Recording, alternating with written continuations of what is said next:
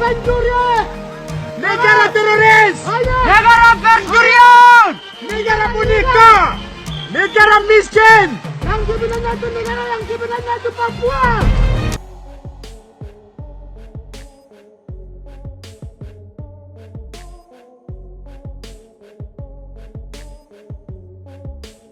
Pemerintah dan aparat Indonesia kerap menyebutkan 1 Desember sebagai perayaan Hari Ulang Tahun Organisasi Papua Merdeka atau OPM. Baru-baru ini, Kapolda Papua Irjen Pol Paulus Waterpauw mengatakan polisi tidak akan memberikan ruang untuk melakukan kegiatan tersebut.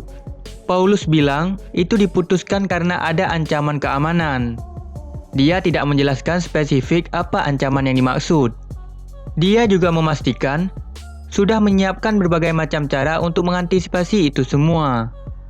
Pernyataan ini dipertegas oleh Kombes Asep Adi Saputra yang mengatakan pada 1 Desember tidak ada kegiatan yang bersifat perayaan.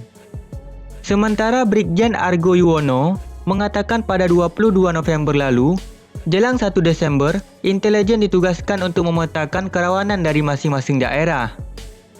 Sementara Brigjen Pol Abdul Rahman Baso pada 14 November lalu mengatakan meski belum ada penambahan pasukan, anggota BRIMOB di sana ada 7.000 orang. Namun mereka disiagakan untuk antisipasi 1 Desember. Betapa pentingnya mengantisipasi perayaan HUT OPM dipertegas dengan kehadiran para petinggi aparat Indonesia di Lanut Yohanis Kapiau Tamika. Mereka adalah Kapolri Jenderal Idham Aziz, Panglima TNI Hadi Cahyanto, Kepala BIN Budi Gunawan, dan Menagri Tito Karnavian.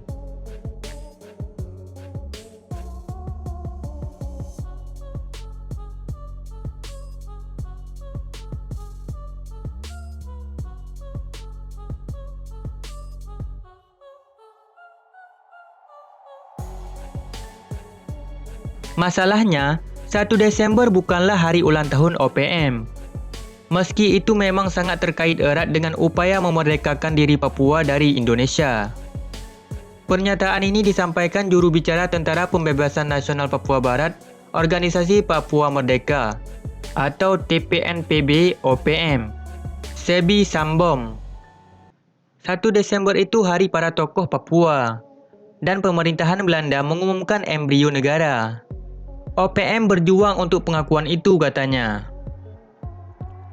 Pada 19 Oktober 1961, Nicholas Jowe, E.J. Bonai, Nicholas Tanggama, dan Fernandez Torre membuat manifesto politik yang mendesak Belanda agar Papua mendapatkan tempat sendiri sama seperti bangsa-bangsa merdeka.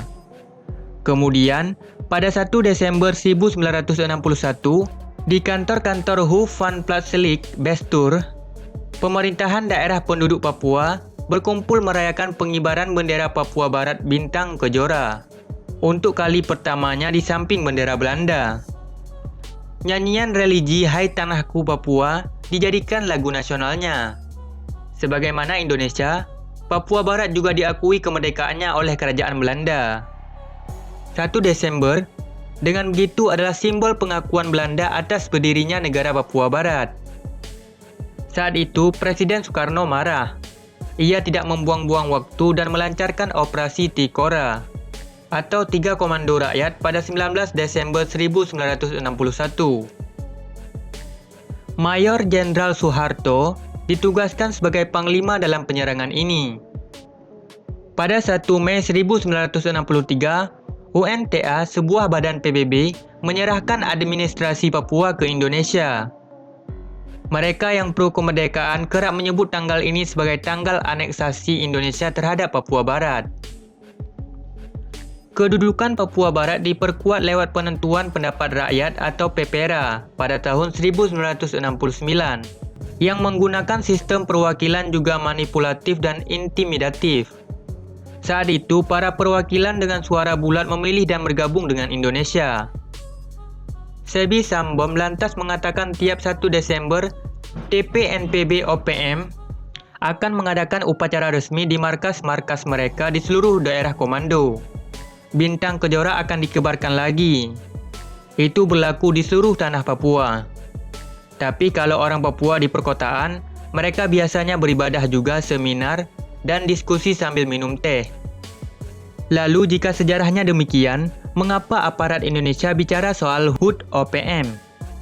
Pastor Yohanes Jonga, yang telah bekerja selama 30 tahun di tanah Papua, menjawab, 1 Desember sebagai HUT OPM adalah propaganda pemerintah yang tujuannya membuat orang takut dan tidak membuat kegiatan pada hari itu.